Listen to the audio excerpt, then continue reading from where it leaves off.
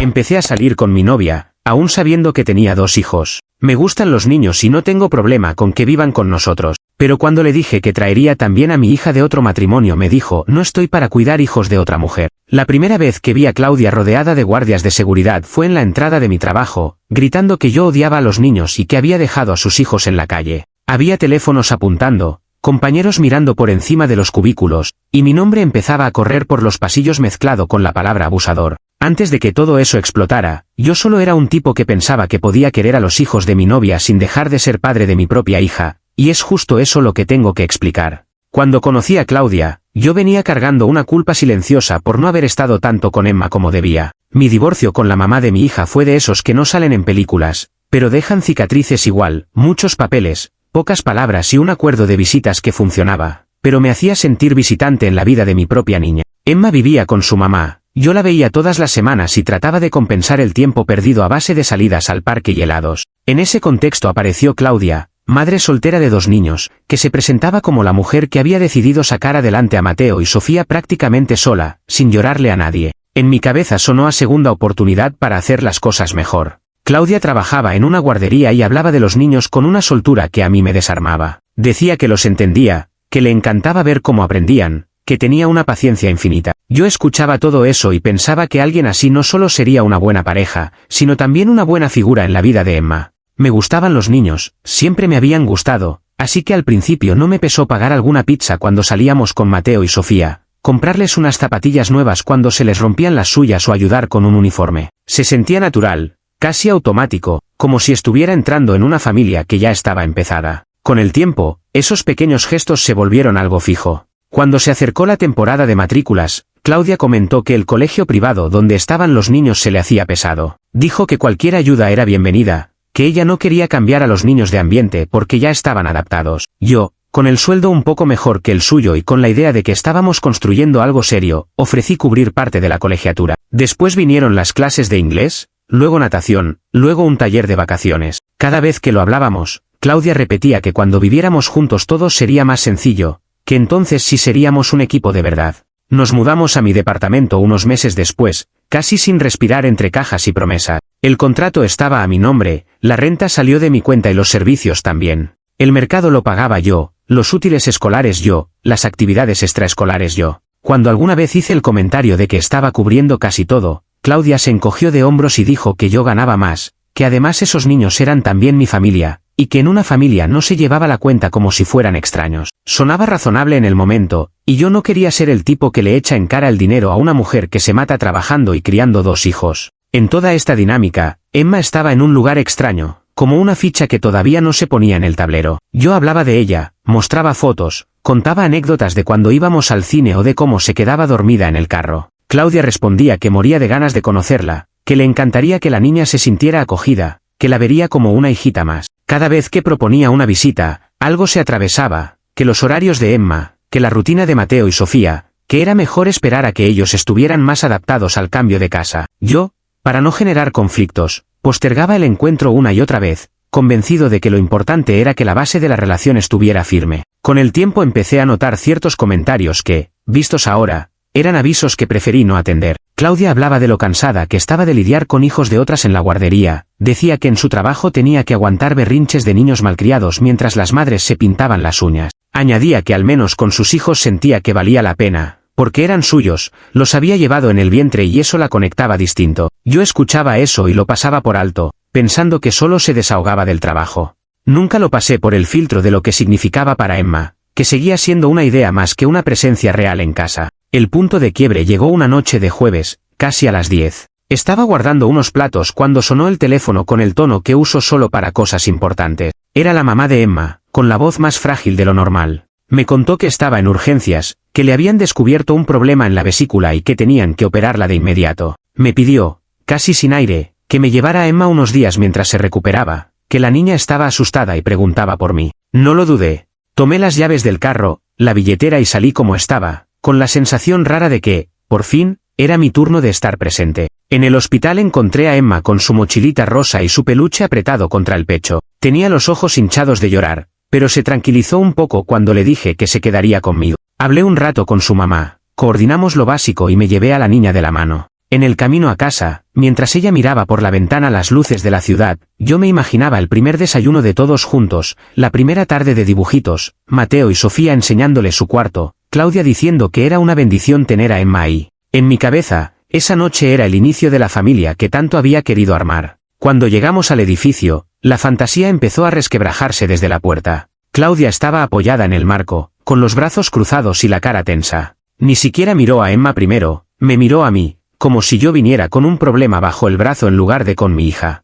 Emma se quedó medio paso detrás de mí, agarrando mi mano con más fuerza. Saludé, intenté presentar la situación, pero el ambiente estaba ya cargado de algo que no supe definir de inmediato. Claudia preguntó qué hacía la niña ahí, con un tono que nunca había usado para hablar de ella. Le expliqué lo de la operación, que la mamá de Emma necesitaba unos días para recuperarse, que la niña se iba a quedar con nosotros, que yo me haría cargo de todo. Pensé que, una vez puesta sobre la mesa la realidad, su lado supuestamente maternal saldría a flote. Lo que salió fue otra cosa. Claudia dijo que no estaba para cuidar hijos de otra mujer, que bastante tenía con los suyos y que ella no se había metido en la relación esperando hacerse cargo de un paquete extra. En ese momento, Emma empezó a hacerse pequeña detrás de mí, como si quisiera desaparecer. Intenté insistir, le dije a Claudia que nadie le pedía que hiciera nada por la niña, que la cama, las comidas, la rutina, todo correría por mi cuenta, solo necesitábamos un techo y un mínimo de respeto. Claudia subió la voz en medio del pasillo, repitiendo que no iba a permitir que su casa se llenara de problemas ajenos, que para cargar con errores de mi matrimonio anterior no estaba. Sentí las miradas de los vecinos asomando por las puertas, escuchando cada palabra mientras mi hija tragaba lágrimas en silencio.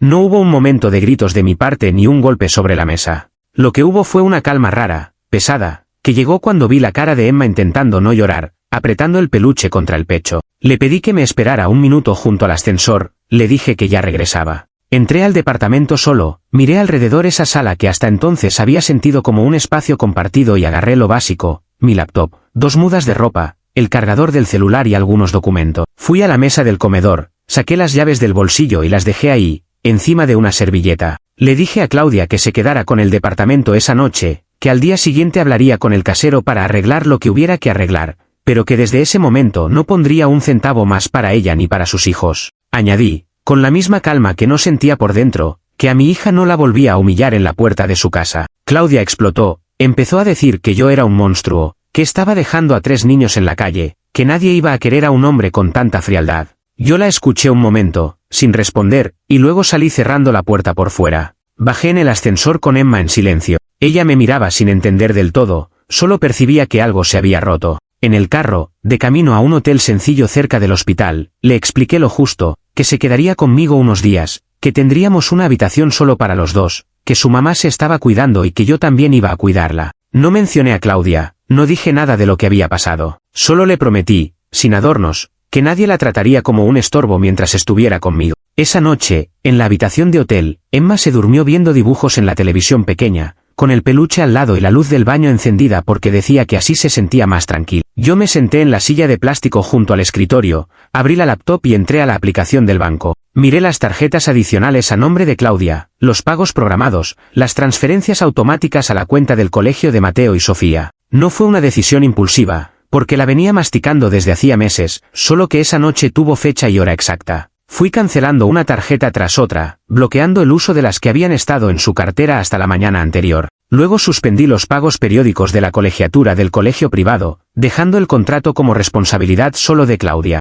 No sentí alivio inmediato ni placer en hacerlo, solo una especie de claridad fría. Por primera vez en mucho tiempo, estaba alineando mi dinero con mis prioridades. Terminé de revisar todo, cerré la laptop y miré a Emma, dormida, respirando tranquila. Pensé que, a partir de ese momento, las consecuencias iban a llegar con fuerza para todos, pero también supe que no pensaba seguir sacrificando a mi hija en la puerta de mi propia casa. Actualización 1. Las primeras 2 semanas después de esa noche fueron una mezcla rara de silencio y ruido selectivo. En casa del hotel pasamos a un pequeño departamento amoblado que alquilé temporalmente. Emma se adaptó con una rapidez que me daba una lección diaria, y yo me concentré en acompañarla al hospital a visitar a su mamá y en organizar mis horas de trabajo alrededor de ella. De Claudia no supe nada los primeros días, hasta que una tarde, al salir de la oficina, vi que el celular tenía decenas de notificaciones acumuladas, llamadas perdidas, mensajes y audios suyos enviados a todas horas. Cuando abrí el primer mensaje, me encontré con una foto borrosa de una nota del colegio de Mateo y Sofía donde se recordaba el pago pendiente de la colegiatura.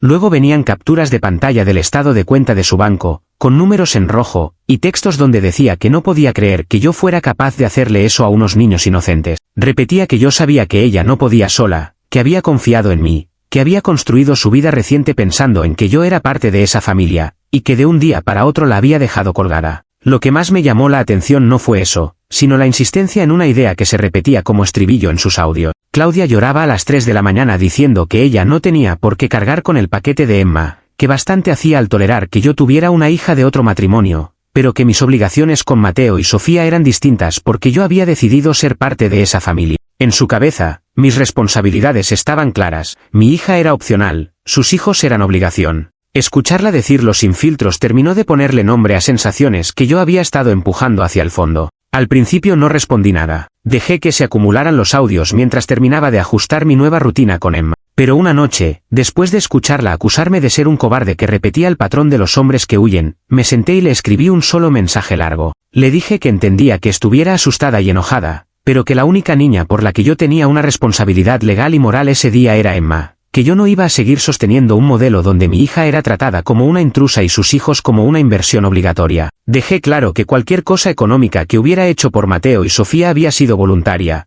no un contrato de por vida. Su respuesta cambió de tono en cuestión de segundos. Pasó del llanto a la rabia fría. Me acusó de machista, dijo que estaba castigando a una mujer que se había roto el lomo trabajando, afirmó que yo era igual que los hombres que abandonan a sus hijos, y que lo mío con Emma era puro teatro para lavar mi imagen. Afirmó también que algún día mis decisiones me iban a pasar factura y que la gente se daría cuenta de quién era realmente el malo. No había espacio para matices ni para que ella reconociera ni un centímetro de responsabilidad en cómo había tratado a mi hija en la puerta. Decidí, por salud mental, dejar de entrar en esa dinámica. Silencié sus notificaciones y le dije, en otro mensaje corto, que cualquier asunto que tuviera que ver conmigo lo resolviera por vías formales, que no seguiría discutiendo por teléfono. A partir de ahí, sus intentos de contacto empezaron a llegar por otras partes, amigos en común que me escribían diciendo que ella estaba destrozada, familiares que me preguntaban qué había pasado porque Claudia les decía que yo había desaparecido sin más, insinuaciones de que la había dejado en la ruina. No me puse a dar mi versión en cadena, solo respondí a quienes de verdad se mostraron dispuestos a escuchar, y al resto los dejé en su historia.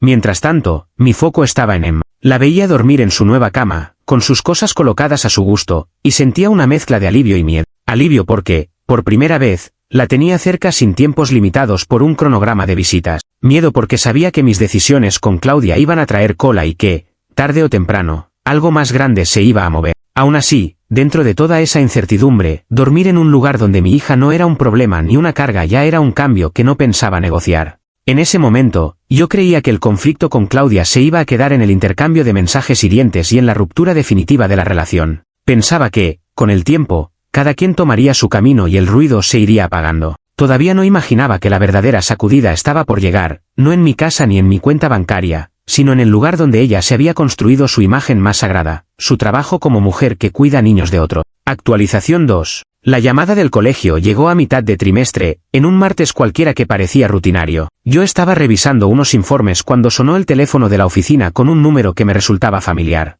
Era la administración del colegio privado donde estudiaban Mateo y Sofía. Me hablaron con mucha educación, usando todavía ese tono amable de quien asume que algo se ha escapado por descuido. Me recordaron que había 3 meses de retraso en la colegiatura, que estaban seguros de que debía tratarse de un malentendido y que querían saber si había habido algún problema con el banco. Respiré hondo antes de responder, porque tenía claro que ese momento iba a llegar tarde o temprano. Les expliqué que, aunque durante un tiempo había estado ayudando con los pagos, el titular del contrato ahora era solamente Claudia. Les dije que yo había retirado mi apoyo económico hace semanas, que lo que antes era un acuerdo informal ya no existía y que cualquier asunto financiero debían manejarlo directamente con ella. Del otro lado de la línea, hubo un silencio breve, cortés, seguido de un agradecimiento frío. Colgaron sin entrar en más detalles, pero me quedó claro que el colegio no estaba acostumbrado a que el adulto fiable se retirara de escena. Los días siguientes, las consecuencias dejaron de ser números en una pantalla y se volvieron reales para los niños. Me enteré por un vecino en común, que seguía llevando a sus hijos a ese mismo colegio, que Mateo y Sofía habían sido llamados a la oficina durante el recreo. Contó que los separaron de los demás niños y los sentaron frente a una secretaria que, con la mejor intención posible, les explicó que si no se regularizaba el pago, no podrían seguir asistiendo a clases.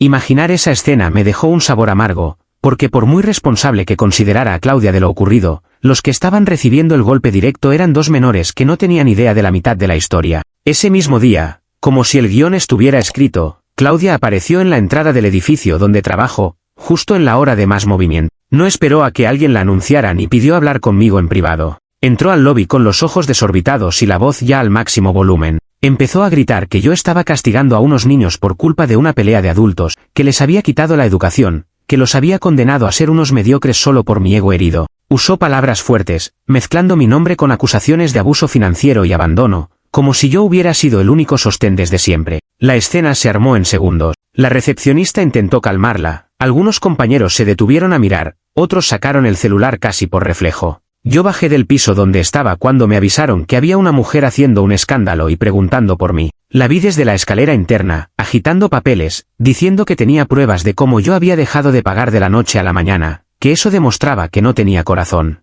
Había una mezcla de lágrimas y rabia en su cara, pero lo más evidente era que no estaba ahí para tener una conversación, sino para construir una imagen concreta de mí frente a la mayor cantidad de testigos posible. Seguridad intervino cuando empezó a empujar las barreras del lobby y a acercarse a la zona de ascensores. Le dijeron que tenía que salir, que no podía estar alterando el orden en un edificio privado, que si quería resolver algo conmigo lo hiciera por otros medios. Claudia, lejos de calmarse, gritó aún más fuerte que la estaban silenciando para proteger a un abusador. Mencionó que yo ganaba buen dinero, que era injusto que me negara a seguir pagando, y que la gente se daría cuenta de qué clase de hombre era yo. No respondí delante de todos, solo me mantuve a cierta distancia, con los brazos cruzados, sabiendo que cualquier palabra que dijera iba a ser usada para alimentar aún más el espectáculo. Finalmente, dos guardias la acompañaron hasta la calle, mientras ella seguía lanzando frases al aire sobre justicia para sus hijos y hombres que abandonan a familia. La puerta del edificio se cerró detrás de ella, pero el eco de lo que había dicho quedó flotando en el ambiente. Algunos compañeros se acercaron después a preguntarme si estaba bien, otros hicieron chistes incómodos, y unos cuantos simplemente guardaron silencio, como quien toma nota para futuras conversaciones de pasillo. Aunque en ese momento no lo sabía, varias personas habían grabado fragmentos de la escena con sus teléfonos. Esa noche, al llegar a casa, tuve de nuevo esa doble sensación que se había vuelto común. Por un lado, la culpa inevitable de saber que dos niños estaban pasando por un momento difícil en parte por una decisión mía. Por otro, la certeza de que la línea que había trazado era necesaria. Miré a Emma haciendo la tarea en la mesa del comedor, ajena a todo ese caos, concentrada en un ejercicio de matemática. Pensé que si retrocedía ahora, si volvía a un modelo donde ella era la última prioridad, todas esas escenas en la puerta del departamento y en el lobby de mi trabajo se repetirían una y otra vez. No estaba dispuesto a volver a ese punto. Actualización 3. El vídeo del escándalo en el lobby no tardó en encontrar su camino hacia donde más le podía doler a Claudia. Primero empezó a circular entre los grupos internos de la oficina. En el chat del equipo alguien compartió un clip de pocos segundos donde se la veía gritando que yo había dejado a 3 niños en la calle y que odiaba a la gente que usa el dinero para castigar. No se veía mi cara ni mi reacción, solo la de ella, desbordada, siendo escoltada por los guardias. Algunos compañeros comentaron sobre lo incómodo de la situación, otros se limitaron a poner mensajes neutros. Yo no respondí nada, porque contestar en ese espacio solo iba a alimentar el morbo. Lo que no esperaba era que ese mismo vídeo acabara, de forma casi mágica, en el grupo de WhatsApp de padres de la guardería donde Claudia trabajaba. Me enteré porque una conocida, que tenía a su hijo inscrito allí y sabía que yo salía con una de las educadoras, me escribió en privado. Me preguntó si la mujer del vídeo era la misma Claudia de la guardería, porque en el audio se la escuchaba decir una frase que la había dejado helada, que no pensaba cuidar hijos ajenos, ni de ex esposas ni de nadie, que bastante tenía con los suyos. Me contó que varios padres estaban impactados, porque esa frase venía de alguien que se presentaba en redes como educadora infantil por vocación. En cuestión de horas, el vídeo se había reenviado tantas veces que ya había perdido su contexto original. Algunos lo compartían indignados, otros con curiosidad, unos simplemente por tener algo de qué hablar. Lo que se fijó en la mente de muchos no fue mi nombre, sino la imagen de una mujer que se ganaba la vida cuidando niños mientras decía que odiaba cuidar hijos que no fueran los propios. El contraste entre su imagen pública y esas palabras fue suficiente para que muchos padres empezaran a ver con otros ojos a la persona a la que dejaban a sus hijos cada mañana. A partir de ahí, comenzaron a llegar quejas formales a la dirección de la guardería. No eran simples comentarios en un chat, sino correos estructurados donde los padres decían que no querían a alguien con esa actitud emocional a cargo de sus hijos. Algunos manifestaban que dudaban de la capacidad de Claudia para tratar con niños de familias diversas, con historias complicadas, con padres separados. Había un tono de preocupación real, no solo de escándalo, se preguntaban qué clase de trato recibirían sus hijos cuando ellos no estaban mirando, si esa era la forma en que ella pensaba sobre los menores que no eran directamente suyos. Lo que a Claudia la había ayudado mucho tiempo, su discurso de mujer fuerte que sacaba adelante a sus hijos, de repente se volvió en su contra.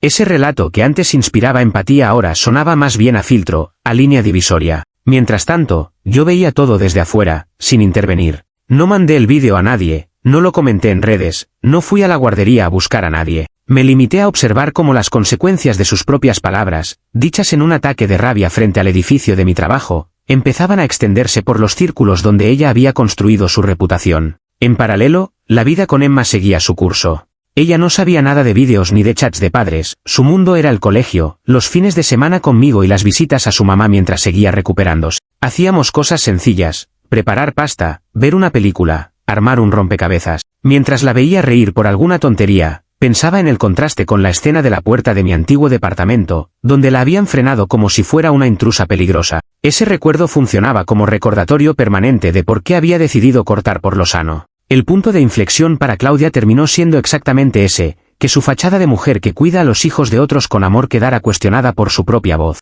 No hubo necesidad de que yo diera discursos ni explicaciones públicas, bastó con que las personas escucharan lo que ella decía cuando se sentía atacada y compararan eso con lo que había vendido por tanto tiempo. El resto lo hicieron la inercia de los grupos de chat, el miedo de los padres y la lógica de un sistema que, cuando se siente observado, prefiere cortar cualquier fuente potencial de conflicto. Actualización 4. La guardería no tardó en reaccionar a la presión. Convocaron a Claudia a una reunión de emergencia, según supe después por alguien que trabajaba allí y que me tenía aprecio suficiente como para contarme lo básico sin convertirlo en chisme barato. En esa reunión, la dirección le mostró el vídeo que circulaba entre los padres, le pusieron los audios y le enseñaron los correos que habían llegado en los últimos días. No era una conversación improvisada, habían recopilado todo lo necesario para dejar claro que la situación se les había ido de las manos. Claudia intentó hacer lo que había hecho conmigo tantas veces, usar las lágrimas como punto de partida. Dijo que estaba siendo sacada de contexto, que el vídeo no mostraba todo lo que había pasado, que yo la había manipulado y la había llevado al límite. Afirmó que en realidad amaba a los niños, que dedicaba su vida a ellos, que su trabajo era su vocación. El problema es que, mientras hablaba de amor y entrega, la frase "yo odio cuidar hijos ajenos" se repetía desde los altavoces con una claridad imposible de suavizar. El contraste entre sus palabras y su propia voz la dejaba sin suelo bajo los pies. La dirección de la guardería, más que indignada, estaba preocupada por la imagen del centro. Sabían que, en estos tiempos, un escándalo mal manejado podía costarles matrículas, prestigio y tranquilidad. Por eso le ofrecieron una salida aparentemente digna, renunciar de forma voluntaria, para no tener que llegar a un despido que quedara registrado como tal. Le plantearon que, si se iba de esa manera, podrían evitar que su nombre apareciera relacionado oficialmente con una crisis de reputación. En otras palabras, le daban la opción de salir por la puerta lateral en lugar de ser empujada por la principal. En una sola semana, Claudia perdió no solo su trabajo, sino también la recomendación que había acumulado durante años. Parte de su identidad estaba ligada a esa guardería, a esa narrativa de mujer que, pese a todas las dificultades, seguía cada día cuidando a los hijos de otro. De repente, esa historia se quedó sin escenario donde representarse. Ya no era la educadora infantil comprometida, sino la persona del vídeo que las mamás reenviaban con el ceño fruncido. Y en ese tipo de entornos, donde las redes de padres y maestros están conectadas, la información circula incluso más rápido que en cualquier medio tradicional. Cuando intentó buscar trabajo en otra guardería, se encontró con un silencio que habla más que cualquier respuesta directa. Varias directoras ya habían escuchado la historia, o habían visto el vídeo reenviado por alguien de confianza.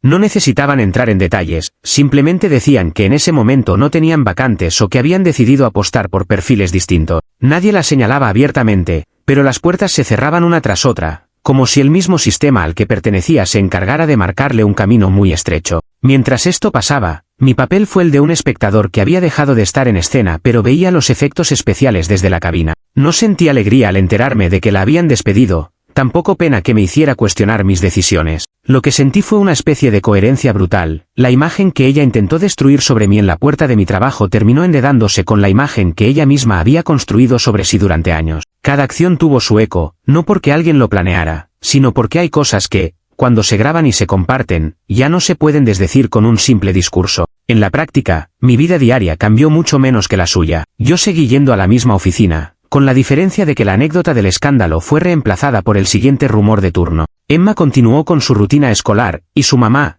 ya recuperada de la operación, agradeció que yo hubiera dado un paso adelante cuando lo necesitaba. A veces, cuando dejaba a mi hija en el colegio y veía a otros padres saliendo apurados para sus trabajos, pensaba en todos los lugares donde los adultos contamos historias sobre nosotros mismos y lo frágiles que son cuando la realidad se cuela por una rendija. El mundo pequeño de la educación infantil, con sus grupos de chat, sus reuniones de padres y sus redes informales, se encargó de cerrar la puerta sin necesidad de mencionar el nombre de Claudia en voz alta. No hubo un comunicado oficial, ninguna gran declaración. Solo decisiones silenciosas que, sumadas, la dejaron fuera del círculo donde hasta hacía poco se movía con seguridad. Y aunque yo no había empujado directamente ninguna de esas fichas, sabía que el primer movimiento había sido mío cuando decidí no seguir financiando un modelo en el que mi hija era considerada un problema. Actualización 5. Ha pasado 1 año y medio desde aquella noche en la puerta del departamento, y mi vida se ve muy distinta en casi todos los aspectos importantes. Emma pasa fines de semana completos conmigo, no solo las visitas pautadas y medidas de antes. También se queda algunos días entre semana cuando los horarios lo permiten. Tiene su propia habitación en el departamento donde vivimos ahora, un lugar que alquilé pensando únicamente en lo que ella y yo necesitábamos, un cuarto para ella, un espacio de trabajo para mí y una sala donde quepan sus juegos y mis cosas sin que alguno de los dos tenga que pedir permiso para existir.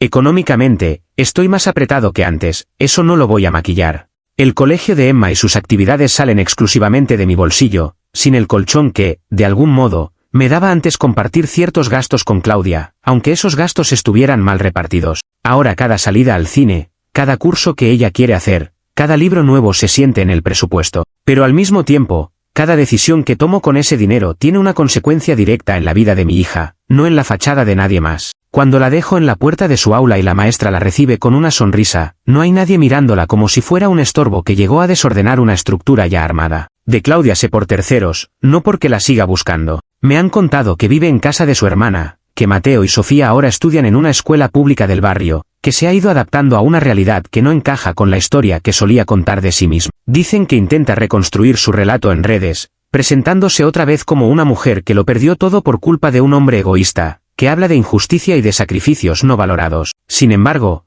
cada vez que su historia empieza a tomar vuelo, alguien le recuerda el vídeo en el que ella misma deja claro cuánto detesta cuidar hijos que no son suyos. Ese vídeo, que al principio fue una bomba en su entorno laboral, se ha convertido en un recordatorio constante de que no basta con decir que uno ama a los niños para que eso sea cierto. No requiere que nadie la ataque directamente, aparece solo, compartido por alguien que lo guarda en su teléfono, y corta cualquier intento de victimizarse sin matices. Es duro, porque hay 2 niños en medio que siguen siendo sus hijos y que no tienen la culpa de nada, pero también es cierto que esa frase salió de ella, no de un montaje. Esa es la parte que a veces olvidan quienes solo escuchan la versión donde yo soy el villano absoluto. Para Claudia, sigo siendo el hombre que le quitó todo, la estabilidad económica, el colegio privado de sus hijos, la imagen profesional, la vida cómoda que estaba empezando a construirse gracias a mi sueldo. En su narración, yo aparezco como el que cortó el grifo por orgullo y la dejó naufragando. Si se queda en esa versión, tiene cierta lógica interna. Lo que no entra en ese relato es mi hija de pie en la puerta de un departamento donde la frenaron como si fuera un paquete indeseado de otro matrimonio.